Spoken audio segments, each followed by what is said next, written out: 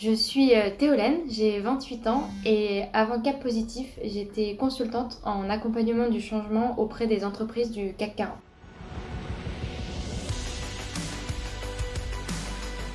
Le déclic, ça a été le rachat de mon cabinet de conseil par un gros cabinet d'audit qui a en fait accéléré ma perte de sens.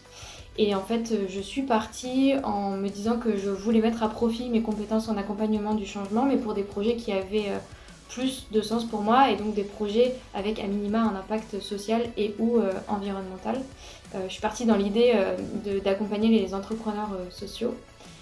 Je pensais trouver rapidement un métier dans le secteur de l'économie sociale et solidaire, mais en fait, je me suis rendu compte que c'était un secteur qui demandait d'être un peu mieux connu, qui demandait un peu de recherche pour bien l'appréhender.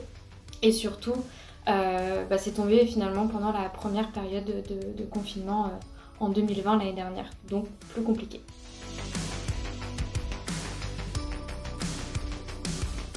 J'avais du mal à formaliser toute seule un projet qui soit clair pour moi.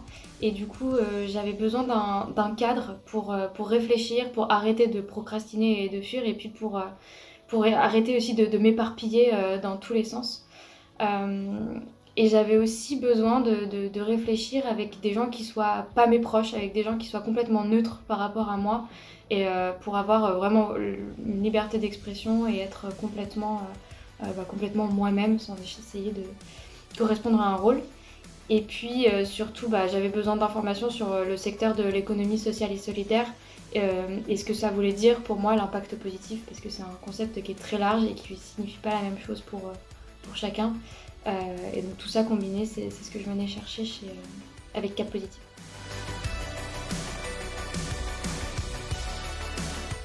Alors, aujourd'hui, après donc plus de 8 mois après la fin de Cap Positif, je suis ce qu'on peut considérer comme slasheuse.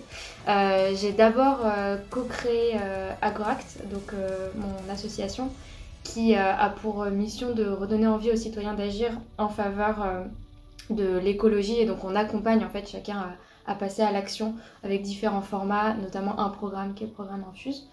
Et donc ça, j'ai commencé à co-créer Agoract au moment où on était au moment de l'expédition en fait avec Cap Positif, donc les tests terrain des pistes projets. Et donc 8 mois plus tard, ça continue. On a accompagné plus de 80 personnes, donc la petite victoire du programme. Et d'un autre côté, j'ai été freelance quelques mois avant d'être embauchée par un de mes clients, donc BrainSwat, que j'ai rejoint du coup en janvier de cette année. Et avec BrainSwat, en fait, je fais du conseil toujours, mais on accompagne en fait les entreprises pour réfléchir à leur raison d'être, puis les aider à formaliser une stratégie à impact.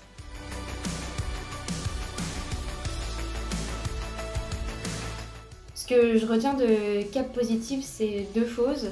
La première, c'est le cadre bienveillant dans lequel on peut exprimer ses doutes, ses craintes, sans avoir la peur d'être jugé. En fait, on peut être vraiment soi-même sans être limité par tous ces a priori. Et la deuxième chose, c'est la méthodologie qui amène à progressivement formaliser un projet qui nous ressemble, pas à pas, et avec ce système d'introspection qui permet de calibrer le projet vraiment en fonction de qui on est et de ce qu'on a réellement envie de faire au fond de nous.